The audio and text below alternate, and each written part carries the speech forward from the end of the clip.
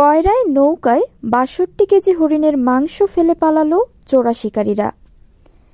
খুলনার কয়রা উপজেলার সুন্দরবনে অবৈধভাবে শিকার করা হরিণের ৬২ কেজি মাংস উদ্ধার করেছেন কোস্টগার্ড ও বন বিভাগের কোবাদক ফরেস্ট স্টেশনের বনরক্ষীরা।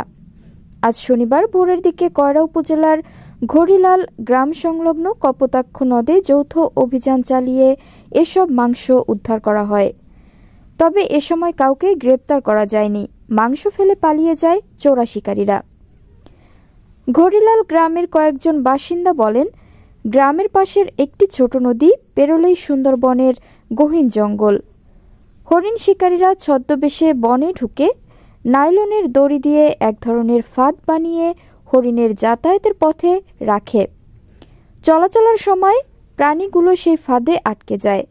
এরপর বনের ভেতর থেকেই মাংস কেটে লোকালয়ে এনে তা বিক্রি করা হয়। বন বিভাগের কোবাদক ফরেস্ট স্টেশন কর্মকর্তা আনোয়ার হোসেন বলেন, আমরা কপোতাক্ষ নদ ধরে কয়রায় ঘড়িয়াল গ্রামের কাছাকাছি পৌঁছে ভোরের আবছা আলোয় একটি নৌকা দেখতে পাই। এতে বসে দুজন বৈঠা বাইছিল। আমাদের ট্রলারটি ওই নৌকার কাছাকাছি পৌঁছানোর আগেই তারা কপোতাক্ষ নদে ঝাঁপিয়ে পালিয়ে যায়। পরে পরিত্যক্ত নৌকাটি তল্লাশি করে ভেতরের একটি পাত্রে বরফ দেওয়া অবস্থায় ৬২ কেজি হরিণের মাংস পেয়েছি।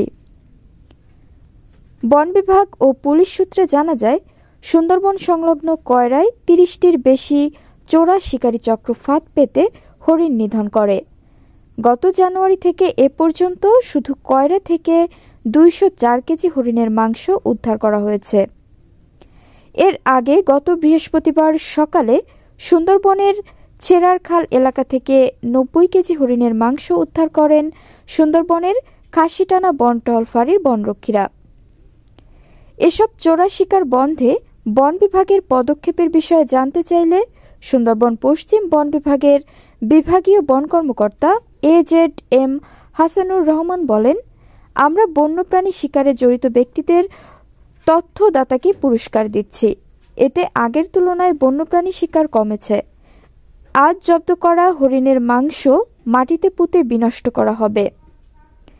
হরিণ শিকারীদের তৎপরতা বেড়েই চলেছে। সুন্দরবনে হরিণ শিকারীদের তৎপরতা দিন দিন বেড়ে চলেছে, যা পরিবেশ ও বন্যপ্রাণীর জন্য মারাত্মক হুমকি সৃষ্টি করছে। বিশেষ করে শুষ্ক মৌসুমে চোরা শিকারীরা সংঘবদ্ধ হয়ে জালের ফাঁদ ও আগ্নেয়াস্ত্র ব্যবহার করে হরিণ শিকার করছে। শিকারীদের প্রধান লক্ষ্য চামড়া, মাংস ও শিং, যা চড়া দামে বিক্রি হয়।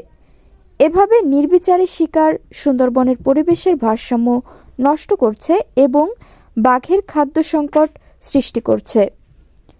বন বিভাগ ও কোস্টগার্ড নিয়মিত টহল দিলেও শিকার বন্ধ করা সম্ভব হচ্ছে না। স্থানীয় দস্যু ও অসাধু ব্যক্তিদের সহায়তায় শিকারীরা নির্বিঘ্নে তাদের অপকর্ম চালিয়ে যাচ্ছে। এই পরিস্থিতি মোকাবিলায় আইনের কঠোর প্রয়োগ, জনসচেতনতা বৃদ্ধি এবং প্রযুক্তির সাহায্যে নজরদারি বাড়ানো জরুরি। অন্যথায় সুন্দরবনের জীববৈচিত্র্য মারাত্মকভাবে ক্ষতিগ্রস্ত হবে।